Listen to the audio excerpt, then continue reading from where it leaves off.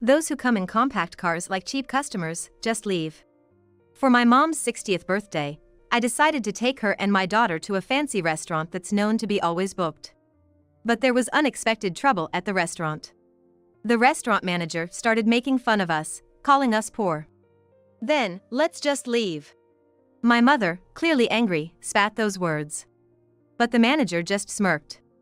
However, all the other customers stood up at once, glaring at the manager. My name is Rebecca Miller, 28 years old. I'm a single mother with a 3-year-old daughter. I separated from my husband due to differences in our values. After that, I decided to raise my daughter on my own. When I went back home to share the news, my mother welcomed us warmly. All the tension I'd been holding back was released, and I broke down in tears. Seeing me like this, my mother offered for us to live with her. She's been living alone since my father passed away a few years ago. She said she'd be happy to have us, so I accepted her kind offer. My mother is turning 60 this year. I wanted to do something special for her, so I booked a reservation at that upscale restaurant. It's said that the restaurant is booked for years in advance. I always wanted to try it once. I was ready for a long wait, but luckily there was a cancellation, and I got a reservation for my mom's birthday month. When I told my mom, she was thrilled. Just seeing her reaction made it all worth it. Finally, the day of our reservation arrived. I drove my mom and daughter to the restaurant. I never imagined we'd run into any problems. You're Ms. Rebecca Miller, who made a reservation, right? Please come this way. The grand entrance was befitting of a high-end restaurant. My mother and I were in awe, admiring the lavish decor. Only my daughter was her usual cheerful self. Seeing her, both my mom and I smiled. Seeing how happy my mom looked, I felt this was going to be a great day. After making you wait, here's the appetizer. A salad was placed in front of us with precise movements. Just seeing the dish made both me and my mom excited. They also had a special menu for my daughter, which I thought was a great touch. While we were enjoying our meal, my mom glanced around the restaurant. I know that person. And that one over there. The one on TV? Yeah. While helping my daughter with her food, my mom replied with a smile. At that moment, I thought to myself, and looked around just like my mother would. Indeed, I recognized many of the faces around me, and I felt as if I had joined this glamorous world. Furthermore, it appeared that everyone was smiling at the delightful sight of my mother and daughter. Even though they were accommodating when I made the reservation, I had hesitations about bringing my young child. But the reassuring looks from those around me finally made me feel at ease. The appetizers were done, and the first main course was brought out. Seeing the elegant and lavish presentation, I instinctively took out my phone and snapped a photo. Immediately, a staff member approached me. It was a different person from the one who showed us to our table. He had a very displeased look, which made me feel a bit taken aback. "Excuse me, can you please not take photos?" he said. "Oh. I'm sorry, This is what happens with poor folks. Why do we even have people like you in our establishment? Who let you in?" "Huh?" I clearly heard the muttered comment from the staff. And it made me feel quite uncomfortable. Trying not to let it show, I looked down. Not wanting to dampen my mother's spirits. But as I wrestled with my feelings, my daughter's crying brought me back to reality. She had dropped the bread she was eating on the floor. Her cries echoed in the quiet restaurant. Others started turning their attention to us, and in a panic, I tried to soothe her. But the more I rushed, the less effective I was. That's when the earlier rude staff member approached. "Ma'am, you're disturbing the other patrons with the noise." "I'm so sorry. I'll calm her down right away. You shouldn't bring kids to places like this." His sarcasm was evident, and this time my mother clearly heard him. Those words seemed to have reached my mother's ears this time. She frowned and spoke softly but firmly to the staff member. "Your attitude is what's really tarnishing the reputation of this place." However, her words backfired. The staff's attitude became even more hostile. "You do realize this isn't a place for children, right? I was just letting you know. If you keep making a scene, should I call security?" His arrogance and rudeness made both me and my mother's blood boil. But we realized that getting angry would only play into his hands. Taking a deep breath, I tried to remain calm. Beside me, I could hear my mother doing the same. I truly apologize for the disturbance. My daughter has stopped crying. Can you give us a moment? The staff member, arms crossed, stared at us, waiting for our next move. Could you calm down? You're inconveniencing other guests. I distracted my daughter by giving her some bread from my plate. She immediately stopped crying and started eating happily. I let out a sigh of relief and, after sharing a glance with my mom, I tried to apologize to the staff again before taking my seat. But the staff, looking even more irritated, confronted us again. Do you even understand what I'm saying? I'm telling you to leave. This restaurant is too upscale for you. But my daughter has calmed down. She might cry again, right? And each time she does, you'll be disturbing everyone. This is supposed to be a fine dining restaurant. You're ruining the experience for others. We haven't even received half of our meal.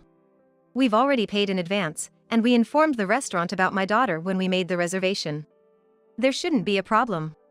So what? This is exactly why poor people like you have such low standards. If you keep this up, I'm gonna call the manager. The disgruntled staff member quickly walked off to the staff room. My mother and I were left speechless, wondering how someone could be so rude. Didn't he realize that his attitude was what was truly lowering the restaurant's standards? Despite this being a special celebration for my mother's 60th birthday, my mood was completely ruined. While it's true that I'd made a scene, I couldn't be too confrontational about it. Pondering our next move, my mother and I exchanged looks when the earlier staff member came back, now with a man who looked to be the manager. Upon seeing his face, I inadvertently let out a gasp. That's because the manager was none other than my middle school classmate, Daniel Thompson. Is that you, Rebecca? Daniel seemed to remember me too. The staff member, with a surprised look, asked him, "Do you know her?" I felt a wave of relief. Back in school, Daniel was always the earnest and cheerful type, quite reserved. He typically hung out in small groups, separate from the mixed group I was part of. I remembered him mainly because he once confessed to having feelings for me. At that time, I was seeing someone, so I had declined. But even after that, we'd talked a few times.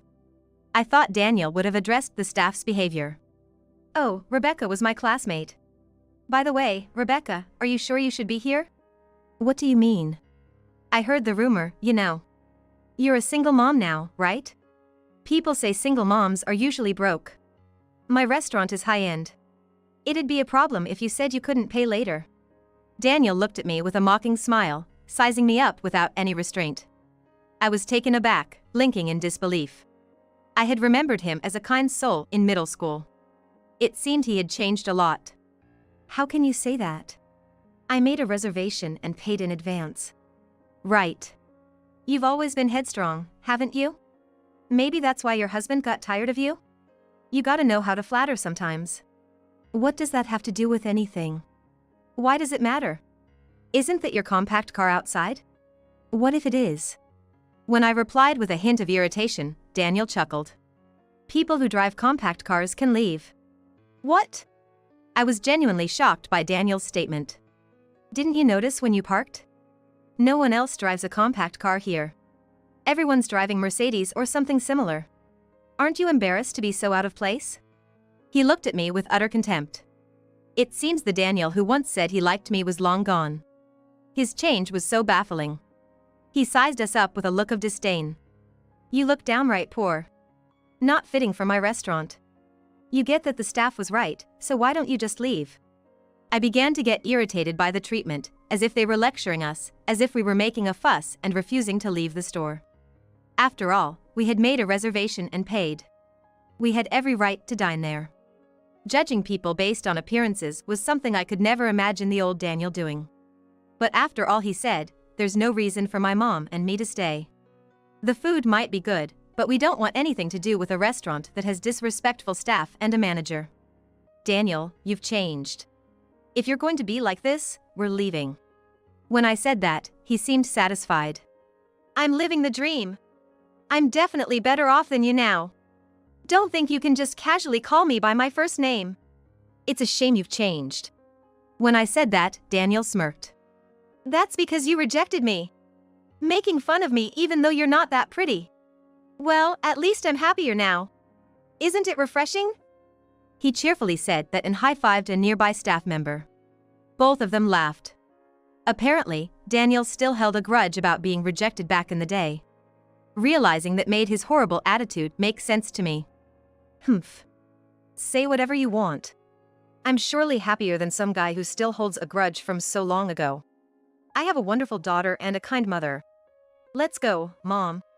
When I snapped back confidently, Daniel seemed to become even more pleased. He probably thinks I'm just being a sore loser. It ticks me off to no end, but shouting at him now would probably have no effect on him. I never imagined a classmate of mine would change so much. Today was supposed to end on such a happy note. With these thoughts, I picked up my daughter and looked at my mom. She too seemed furious, as she abruptly stood up. You've made quite a mockery of my daughter. We don't want anything to do with a place like this. As you said, we'll be leaving. Right, folks? My mom made that declaration loudly, echoing throughout the restaurant. Neither Daniel nor I had any idea whom she was addressing. Then, to our surprise, all the diners who had been enjoying their meals started to get up and prepare to leave. What on earth was happening? I was just stunned, not understanding the situation. Wait. Folks, what's going on? I'm sorry for the ruckus, we're gonna kick these rude folks out right away, just hang on a moment. Daniel frantically tried to keep the diners from leaving. But cold stares were directed at him from every corner. Daniel was visibly flustered, not understanding the turn of events. Two elderly men approached him, shouting, "How dare you treat Mrs. Miller like that? We've enjoyed this place for a long time, but we'll never come back." Shouted at, Daniel looked around the restaurant with a fearful expression. Following the two elderly men's lead, all the other diners started scolding Daniel. They all began expressing their gratitude to my mother. While holding my daughter, I was just gawking at this astonishing scene from the side. Those who began chastising Daniel were all recognizable celebrities, politicians, and obvious affluent folks. I had no idea why they were indebted to my mother. Wait! What's going on here? What happened? Daniel, his face turning blue, desperately tried to calm everyone. The annoying staff member next to Daniel was also going pale. I sent a questioning look to my mom. Then she revealed a shocking truth. All these people used to be my regular customers when I was a traditional sweets maker. What? I was just as shocked as Daniel. I knew my mom had been a sweets maker, but I had no idea she catered to such clientele. Then one of the celebrities next to us said, "Mrs. Miller's sweets were the best in the country." My mom listened to those words with an embarrassed expression. I might not be a professional craftsman anymore, but thanks to them, I surely became proficient.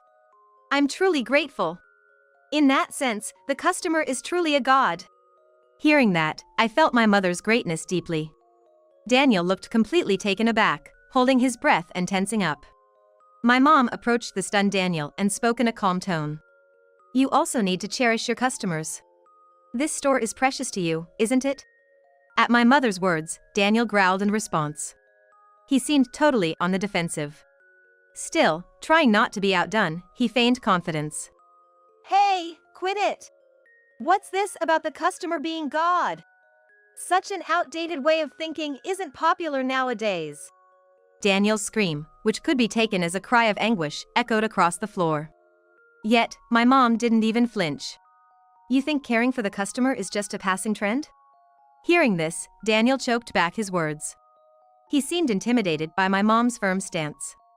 However, rather defiantly, Daniel wouldn't accept my mother's viewpoint. We are the ones providing the food. We're more important than the customers. This is absurd. I am important. If your daughter, Rebecca, hadn't rejected me, I wouldn't have treated you this way. That's right. Apologize to me right now, and maybe I'll even consider making Rebecca my woman. That would be a way out of your struggling life. Sounds good, doesn't it? Daniel said that, looking at me. I was utterly disgusted with him and sighed deeply. I'm sorry, but to be honest, I can't deal with you right now. As I told him off and lowered my head, chuckles arose from the surrounding crowd, and Daniel's face turned beet red. Although I thought my response was pretty obvious, Daniel, with his baffling confidence, seemed to have never expected another rejection. Why not? I have money, you know. You don't want to be looked down upon, right? And isn't it embarrassing to be a single mother? Women like you probably can't remarry, so I'm offering to take you. It's none of your business. Just because you have money doesn't guarantee happiness. She brushed him off, and his face turned even redder. I wondered if money was the reason behind Daniel's transformation. They say money can lead to one's downfall, but seeing it firsthand was a first for me. How dare a single mother like you talk back to me? By now, whatever Daniel said didn't resonate with me at all. In fact, after hearing my mother's words, Daniel's just seemed pitiful. Then, a loud voice echoed from the back of the restaurant. All of us in the store were startled and looked for the source. A middle-aged man appeared. Seeing him, Daniel instantly looked uneasy. Daniel! What on earth are you doing? Why is Dad here? I heard Mrs. Miller and her family were dining here, so I wanted to greet them. What's with all this commotion? It seemed that the man who appeared was Daniel's father. I hadn't seen him since middle school, but he seemed very stern and dignified. Earlier, one of the staff had muttered something about the boss. So, this man must be the owner of the restaurant. I gave you the position of manager after hearing you lost your job, but the business is only declining. Now I see why. What? You saw? Yes, I arrived a bit earlier. I peeked in when I heard the noise, and there you were, insulting Mrs. Miller's family. With all the arrogant things you were saying, do you even realize how wonderful a person Mrs. Miller is? The boss interrogated him, and Daniel was sweating bullets. What? This old hag is supposed to be someone special? Watch your mouth. Mrs. Miller helped fund the opening of this restaurant. Huh? This old lady has that kind of money? Of course. Mrs. Miller's husband owned a famous traditional candy store. And Mrs. Miller herself worked in the tough world of candy making, even as a woman. She's experienced so much more in life than you. I wish I could boil down her wisdom and give you a taste. The owner said all this in a huff, then turned to face us. I'm so sorry for the trouble my foolish son has caused. Come on, apologize. Why should I? I'm the manager of this upscale restaurant. Didn't you trust my abilities enough to leave me in charge? This is my place. I make the rules. Enough of your arrogance. Oh, what have I done, making someone like you the manager? That's it. I'm so disappointed in you. You're never setting foot in this place again. What? Daniel's mouth dropped open in shock. In a panic, he began to apologize to his father, but the owner's decision was firm.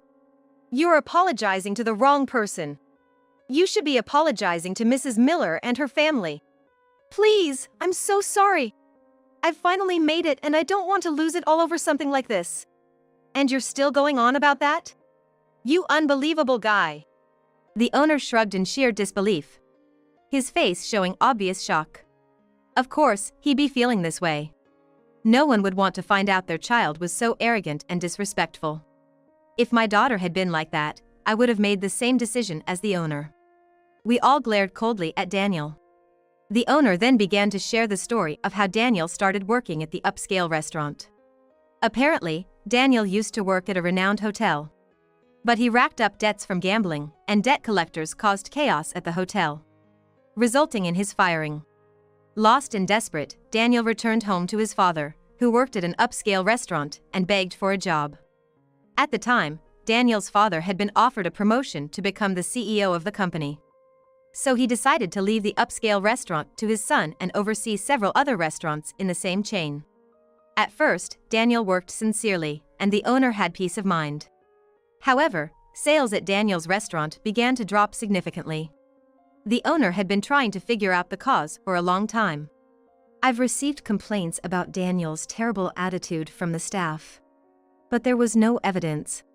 And I wanted to believe him since he's my son. Today, that hope turned to certainty. It's truly a shame. The owner looked at Daniel with a dejected expression.